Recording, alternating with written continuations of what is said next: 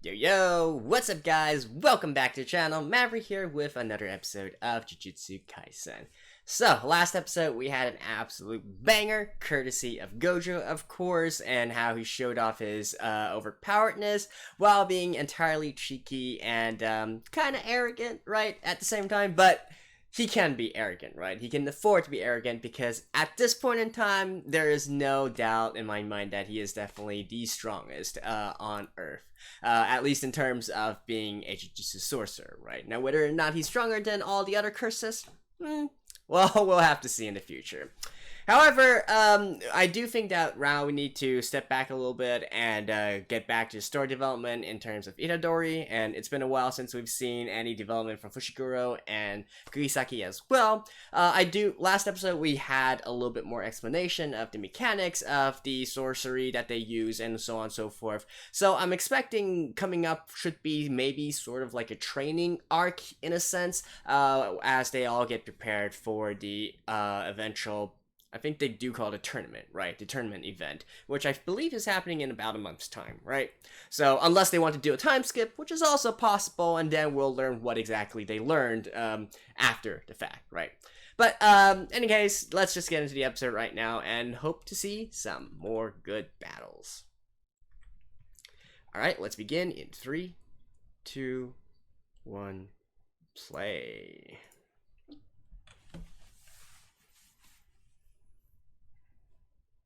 Jujutsu Tekai.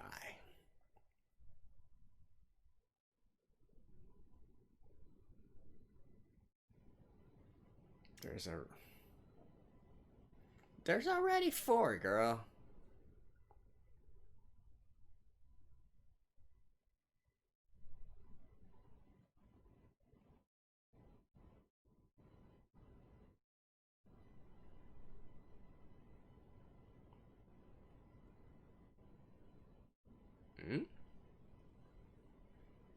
Okay.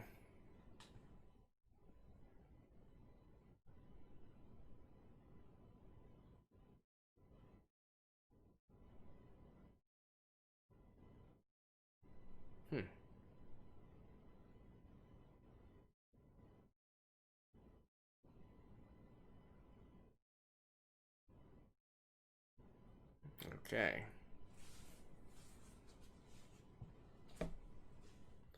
I would venture a guess and say probably Kyoto High was established before Tokyo High.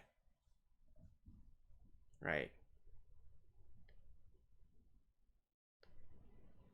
Because if we consider the old capital of Japan was actually Kyoto.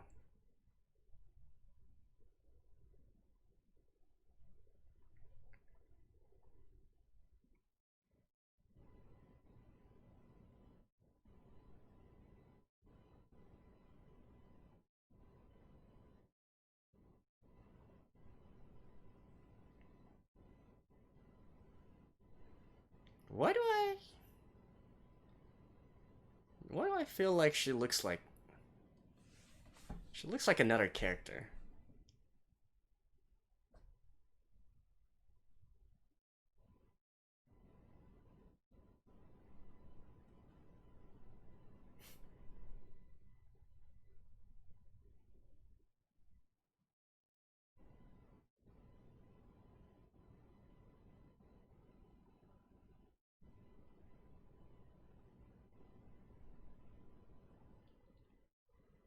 Oh, you are going to get it. Even if not now, after Itadori gets back.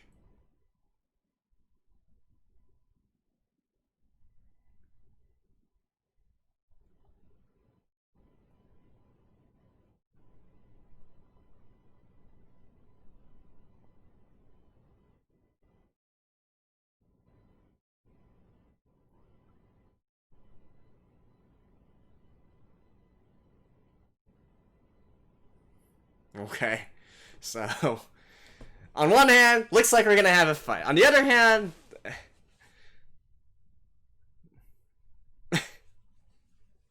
okay, good to know, dude. Good to know.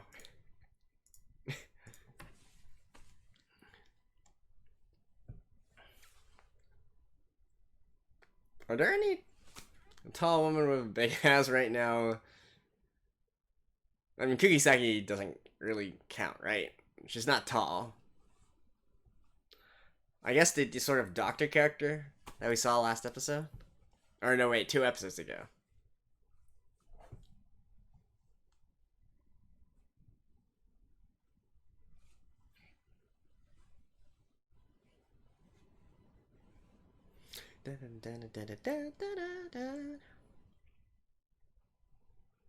By the way, the full version of this opening is out.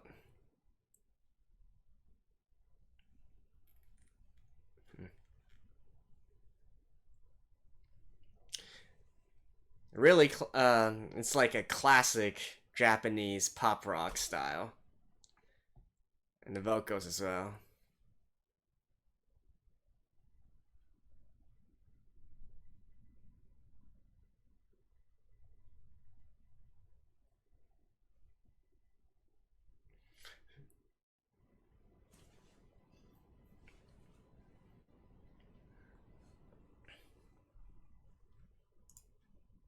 Alright. Okay, looks like we are starting to...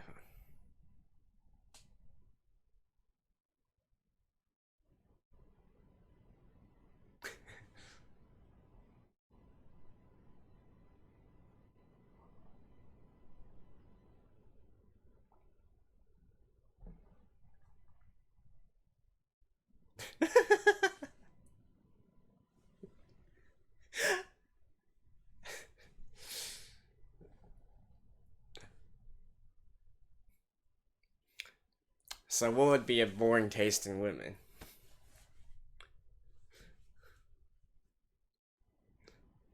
Really? Are you really gonna say that tall woman with a big ass makes you kind of special in some way, dude?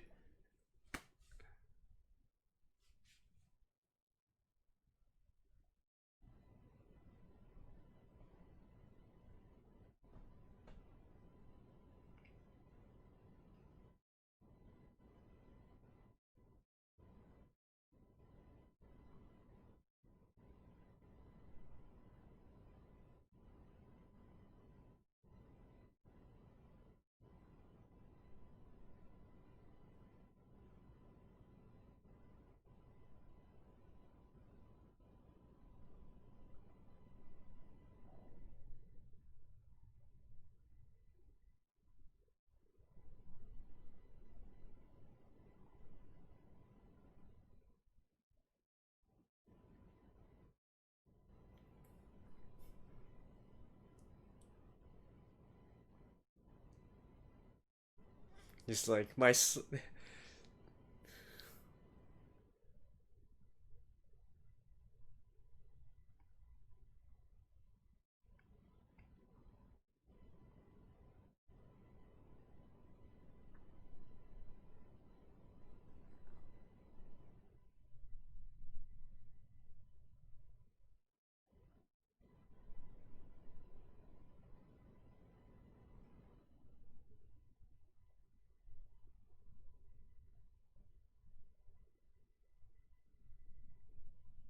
Ooh.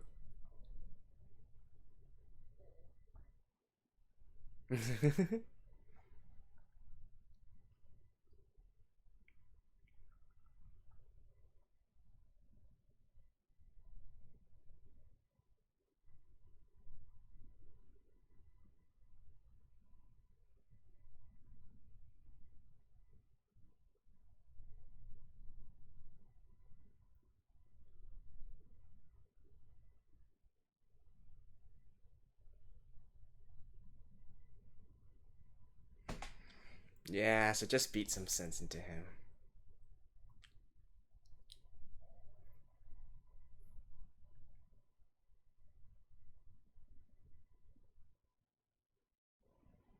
Ooh.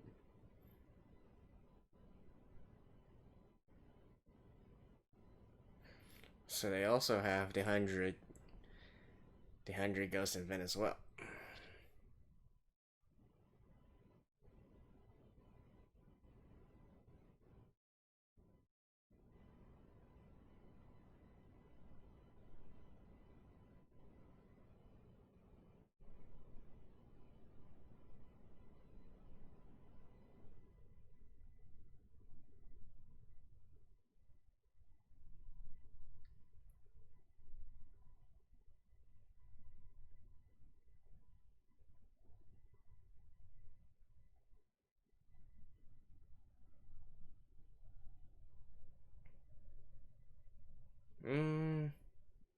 Oof.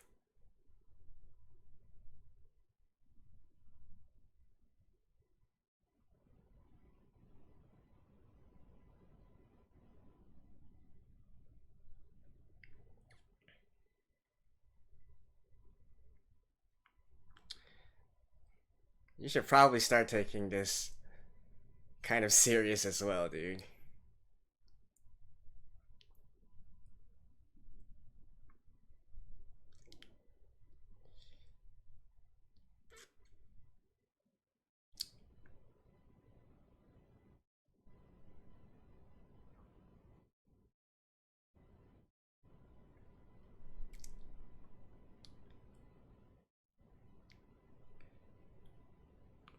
Damn.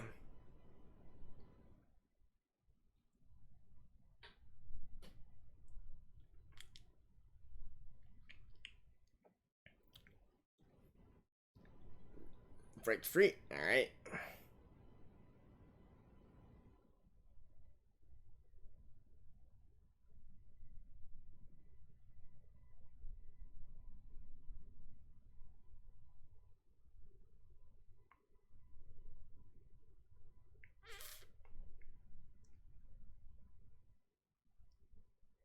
Oh.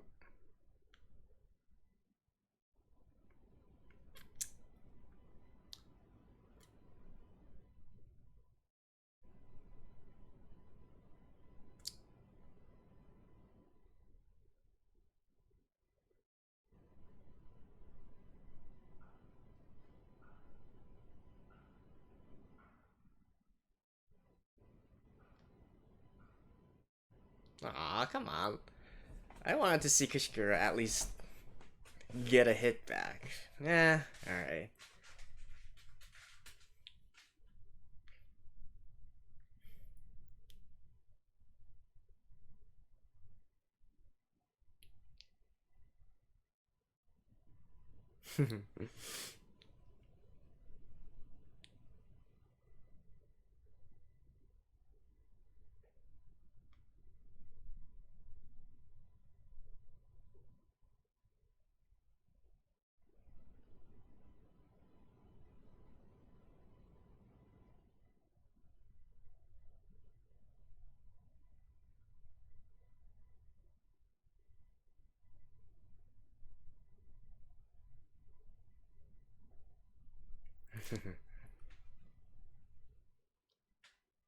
No cursed energy at all, really?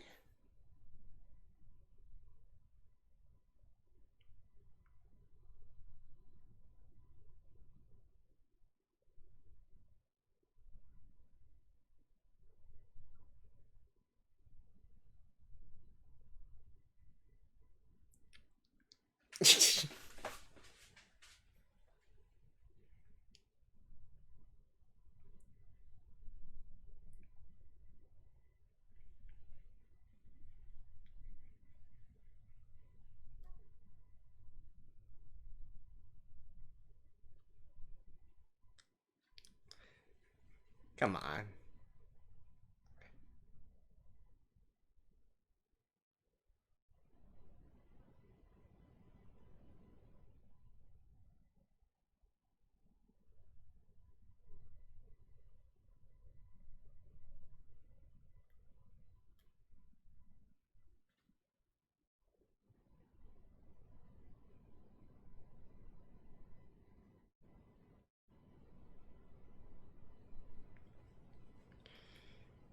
Okay. Oh, I don't think.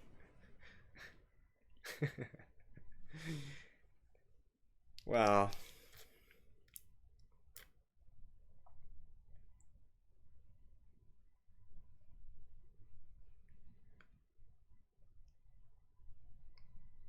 Why would.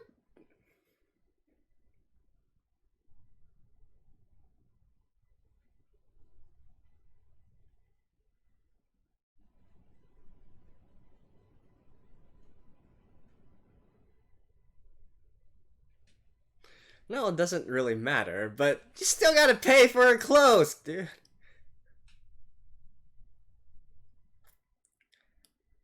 Well, I hate this. You know, I get it, right? They're supposed to beat them up and get their revenge later during the exchange event. But still, it wouldn't hurt to, like, at least get a little payback, right?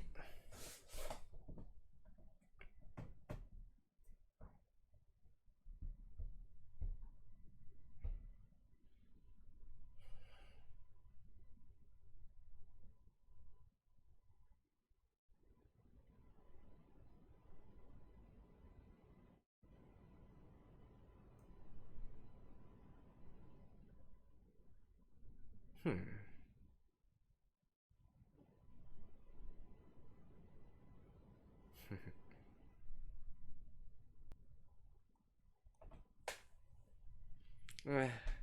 At least Kugisaki had you know, gave that girl a chokehold or something.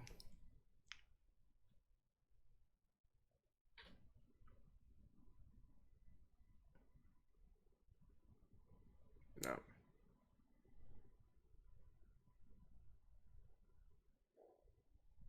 I guess this is the headmaster.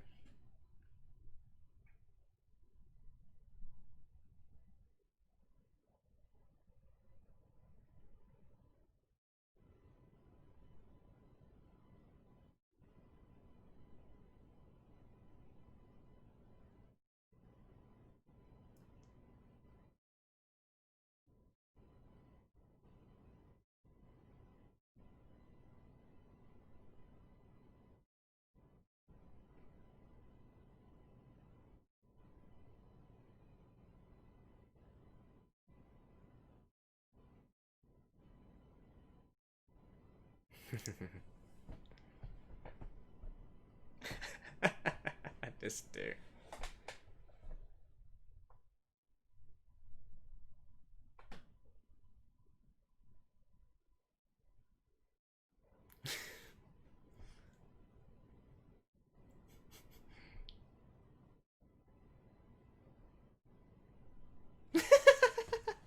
This girl. I mean, I could totally get it, right?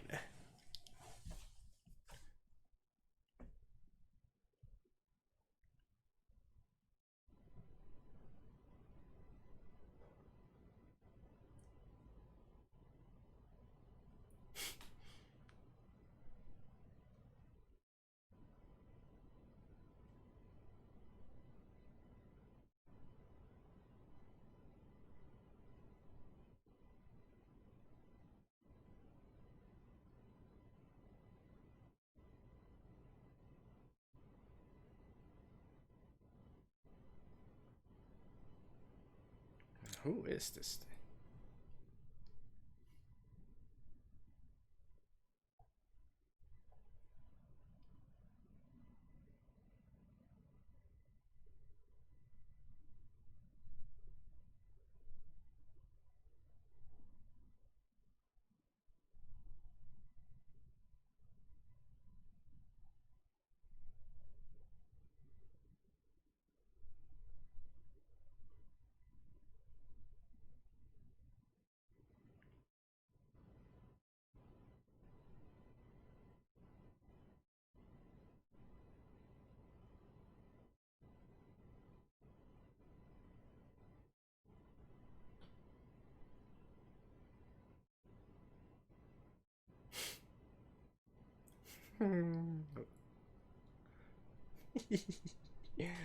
I love this dude.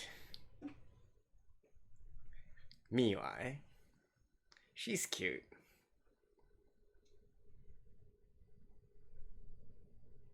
She's off fangirling, right? Yep.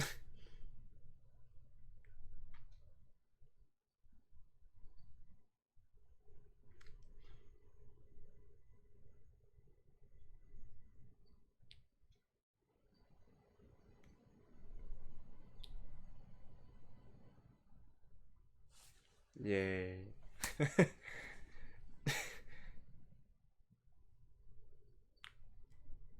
Oh. And hey, so it did kind of happen. Just a pure time skip, right?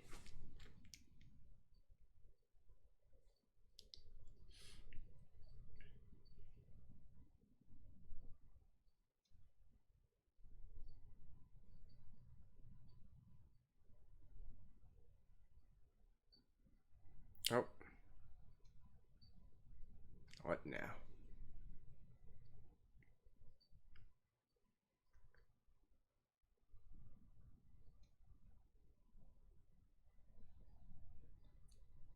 Increased cranial pressure and spiritual capacity. Cranial deformity. So basically their heads were smashed in.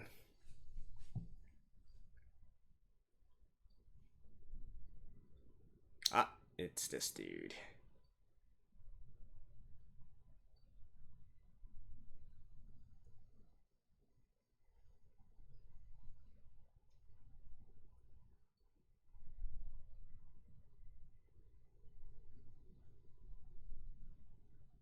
Hmm.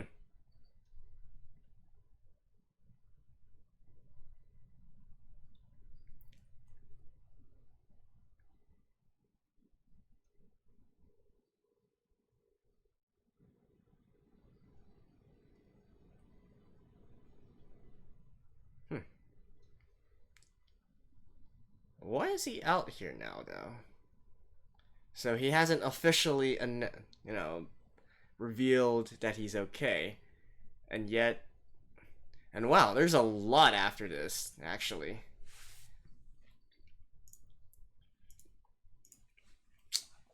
I was thinking about skipping it, but eh.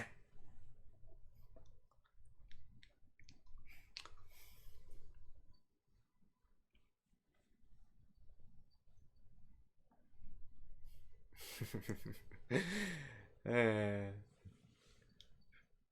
Fushiguro always looks like.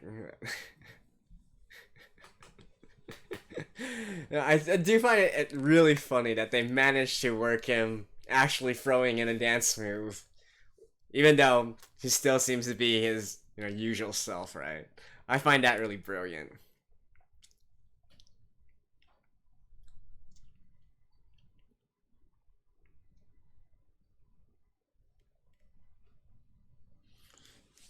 Gojo in the house.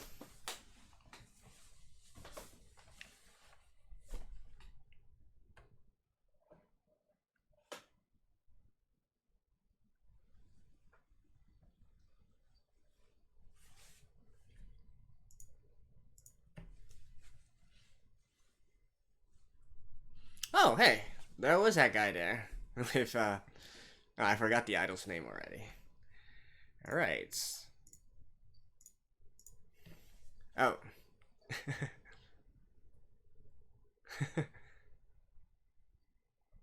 Did you get the, errand done?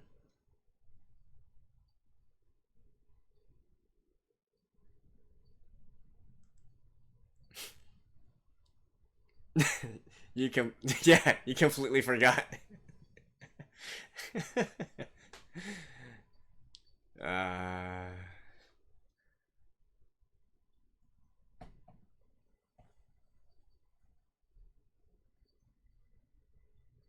Why did you have to drag her here?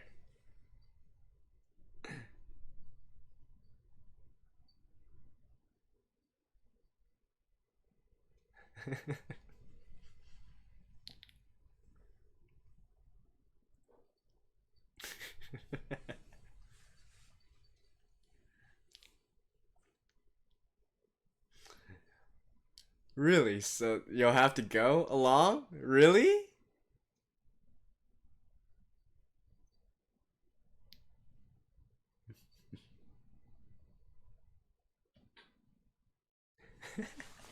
How's this gonna be?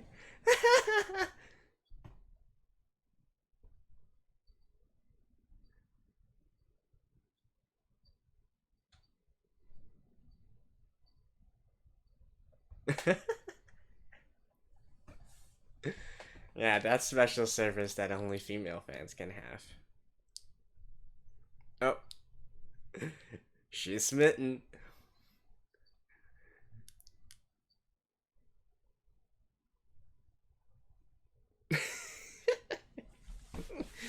Alright.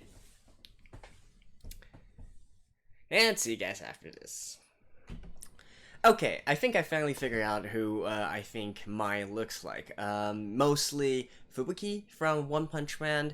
I'm sure that she resembles a lot of other green-haired, just kind of pumped and arrogant female characters as well. But right now, the first one that comes to mind is actually Fubuki from One Punch Man. So that kind of character, right? And I mean, come on. Kugisaki, you really missed an opportunity to strip her of her uniform and and replace your. Come on, girl. She actually destroyed your clothes, right? It's only fair if you actually take clothes from her as well. And if we as viewers get a little bit of fan service in the meantime, hey, I am all for it, right? Joking aside, I don't really think, even though they do seem to be huge assholes in this episode, the ending there definitely seemed pretty funny, made us like these two a bit more, and who knows, right? This might turn into a situation where after the exchange event and whatnot, they learn to respect each other, and then they become fast friends, and etc., right? I mean, this is still a shonen, this is typically how these stories go. So, I'm not going to pile on the hate too much as of yet, although I have to say it is really annoying to see Fushiguro and Kugisaki get beaten up without being able to do anything. And it's not even a case where the power discrepancy between them is so big that they can't do anything. I don't think that's the case. It's just the fact that their hands are tied in a certain way, so they can't do anything. If I were reading a manga right now, if I was reading a manga, this would be one of those situations where I completely blaze through everything in between until we get to the revenge match between them, because this is one of those situations that frustrates me to no end. I want to see Fushiguro at least. I hate it when they entirely get beat up with no method of fighting back either, right? So even at least show a little bit of fight, and so that the antagonist in this case knows that, hey, this is not someone to be trifled with, and then to get to their actual rematch, right? I mean, sure, in this case Fushiguro kind of give Toto some pause, looked like he was about to get serious and all that, but the satisfaction isn't there. Kugisaki, at least she managed to hold Mai in a chokehold so as to, kind of get a little bit of revenge there. But still, she should have totally stripped her. And so anyways, whether or not we will actually learn to love them a little bit more, we'll have to see, right? And we also see a little bit of abilities from Inumaki as well. So I think his situation is similar to Gojo's, where he wears a blindfold because his eyes are where his abilities comes from. In the case of Inumaki, he normally wears this thing around his, he normally covers his mouth and then speaks in gibberish, because I think all of his cursed abilities come from his words and whatnot. So, that's just the case there, right? Panda, we already know he was more of a physical fighter kind of dude, so not too much surprising there. Maki not having any cursed energy, now that is surprising. To be actually willingly come into this world of sorcery and whatnot, whilst you actually can't see, you aren't actually part of this world at all, but willingly throwing yourself into this. Now that's kind of special, right? Yeah, I mean, she is a twin sister of Mai, right? So she is hot as well. But come on, Maki, lose the glasses. I know it's a fetish for some, but lose the glasses, girl. But in any case, I don't think we're going to get to the exchange event quite yet. We still have a little bit in between. Clearly, we saw this sort of happening during the cinema here. It seems that we aren't going to go through a training arc. It's more of a case where we're going to see the growth of our main characters once they get into the actual tournament and start fighting, right? Before we get into there, though, we clearly see that Itadori still needs to meet with the current main antagonist, I guess you could say, which is also kind of surprising to me, because his identity, the fact that he's okay, is supposed to be kept a secret, and yet Gojo is sending him out on actual missions and whatnot. That doesn't really make a lot of sense to me, but I'm sure there's an actual reason there, so we'll see in the next episode. What else do I want to talk about in this one? Went through most of it, right? I mean, the scene between Gojo and the Kyoto headmaster. I mean, that was basically that, right? Gojo, he's strong, so he can do whatever the hell he wants. Well, who knows? I don't think the elders there, right, the principals or anything, are actually actively trying to sabotage humanity or whatnot. It's just a matter of they're just the old guard, right? So I think it's just a matter of different philosophies, different takes on the situation and whatnot. But I definitely don't think that they are to be trifled with either. You know, the old guard, the conservatives, if you will.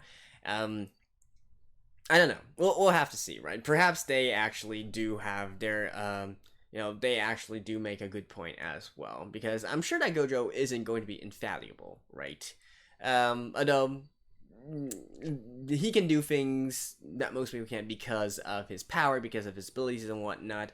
I think the others have different kinds of concerns, so you can't really look at it from the same level. I mean, I'm just keeping an open mind right now, like for the new supposed antagonist in Mai and Ando, or what's his name, Aoi, I think, Aoi and Mai and whatnot. Don't really want to think of them as true antagonists yet, because hey, things might change. Don't really want to blame everything on the old guard as well, because hey, they might have some actual concerns, right? Actual legitimate concerns. So, that's it for this episode. Not really too much else to talk about. Unfortunately, there weren't any big forays into the mechanics and whatnot. It was mostly just watching Fushiguro get beaten up. Can't wait until he gets his revenge. Anyways, that's it for this episode. Thank you guys. I'll see you guys next time. Bye.